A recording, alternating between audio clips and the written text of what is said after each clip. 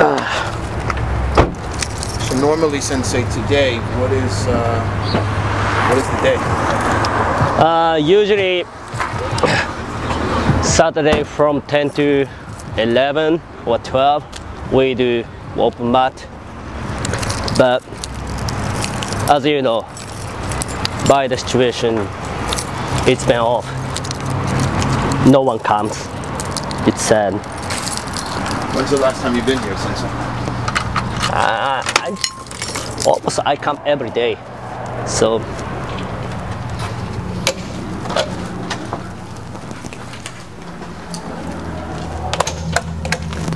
silent.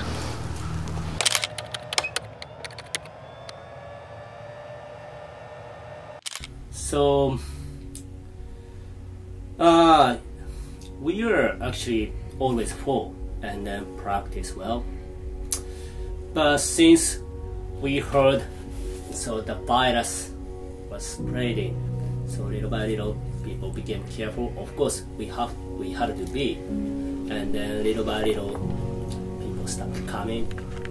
I knew that, so but eventually like only 5 people, 4 people, and then so we had to stop.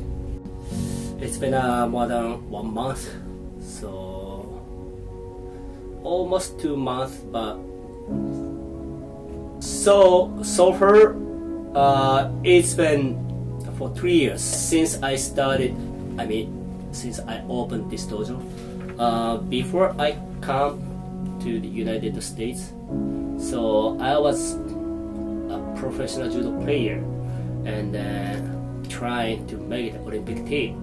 I couldn't make it, and I was very miserable because my teammate went to the Olympics, and then so simply I was jealous, and I didn't want to stay in Japan, and I was thinking to change country and where, but I had been United States one time, and I remember, oh, what about United States? And then so I decided to move to Florida because Florida is farthest from Japan. So if I go to West Coast, so it's a one stop, so easy to go back to Japan. But Florida is different, so you know, so it's south, so bottom of south. So yeah, I couldn't speak English at all. I thought so I'll be in trouble to go back to Japan. So that's why I just put myself into the difficult position. At first, I was in Tampa, and then so my friend invited me to compete Judo Tournament. So I just said, yeah, okay. I didn't want to, but I couldn't refuse because I didn't know any words. I kept saying just yes, yes, yes, yes. And then so almost accidentally I competed. I was like, what's going on? What's going on? Probably I'm competing now. I was feeling like that. And then so I did. Then so he put me in heavyweight open division. So I fought against big guys, but so I beat them, all of them. So like a show. So and then it was good opportunity for me. Then many people came to me and talked. So that I felt it like oh, I shouldn't remove judo from me. So judo plus Shinjiro Sasaki. So it's me. I got offered to work with my friend. So and then I was thinking that if it is good opportunity or I should work in Japan. I was thinking then probably this is a great opportunity for me to work in the States. So and then we worked for visa, and then I got visa and I came back to United States. So that was 2010. Then So I started dojo business. I got offer from a lady who watched my fight. So she said it was amazing, so I want to work with you. So as I told you, so I thought that was a good opportunity, and I said yes. It took 1 year to get visa, so I had to stay in Japan, and I couldn't work at all because I didn't know when I could get the visa. And then suddenly I got a visa, and then I moved to United States, and then so we opened our dojo. The name was Sasaki Judo, my name. So that's the history of Sasaki Judo, first one in Tampa.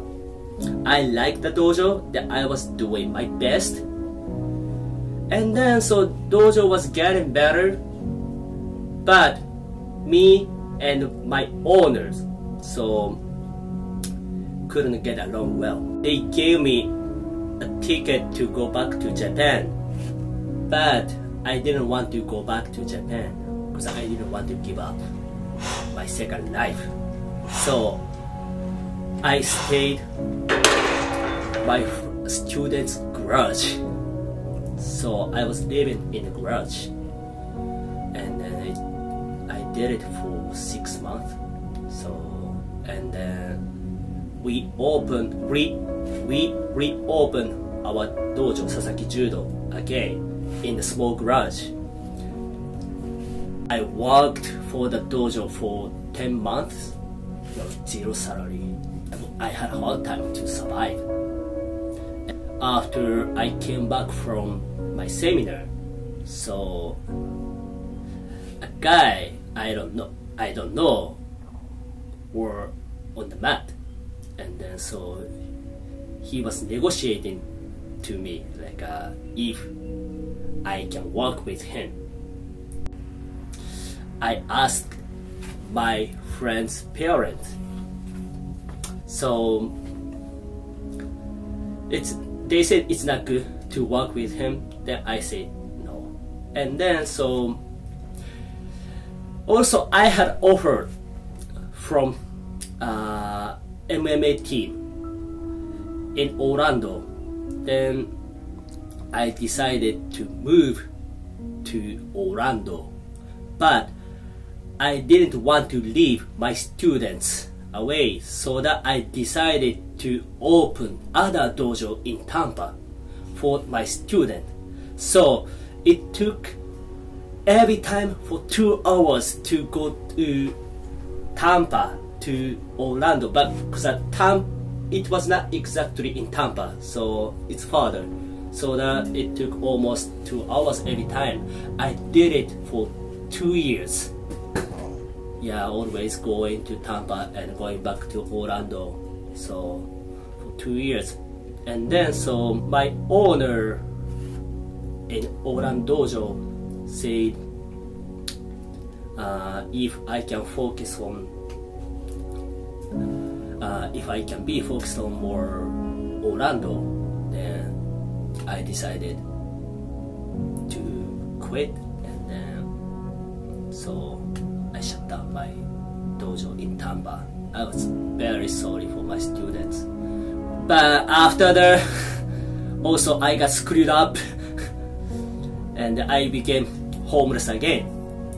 So but second one was different a little bit. So I was lucky to have my great students. So my students saved my life. So they said, "Hey sensei, come to my house and stay with us."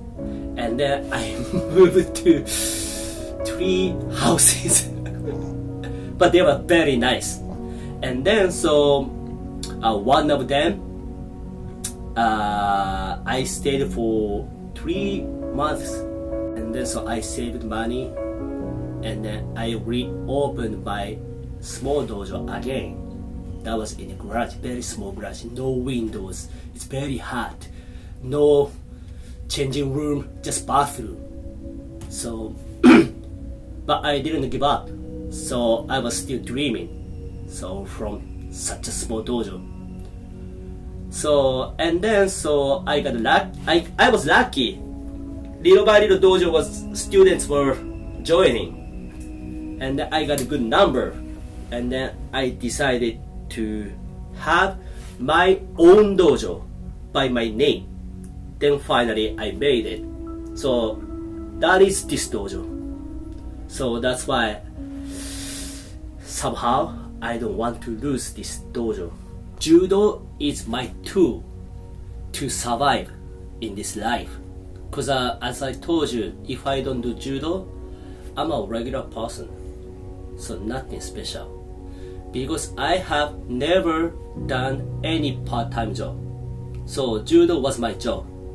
So of course I was struggling in second life. That's why, as I told you, I moved to United States to see American dream. Because this country has American dream anywhere.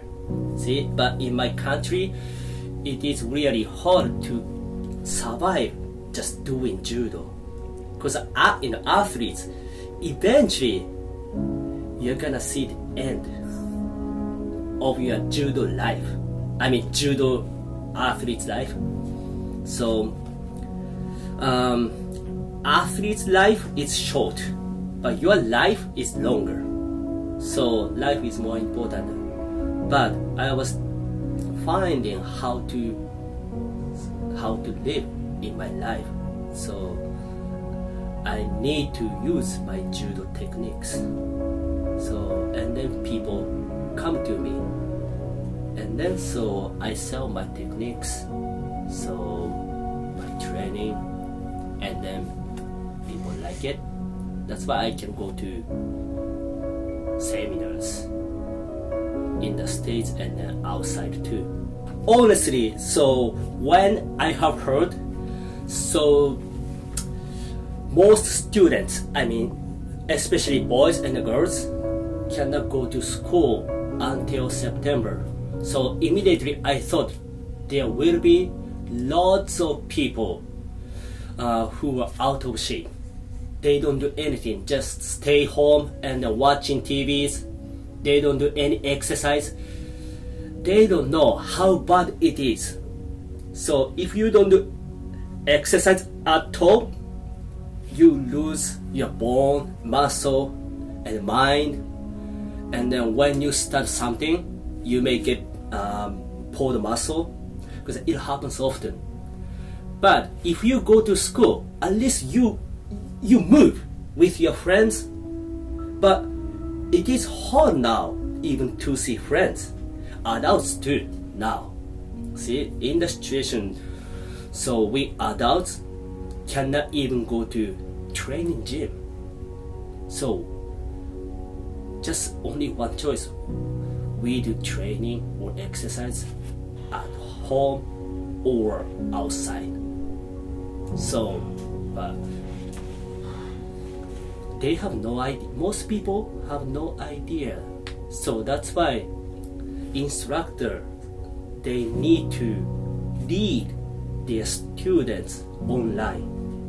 So that's the solution, one of the solutions. I hope I can keep this. But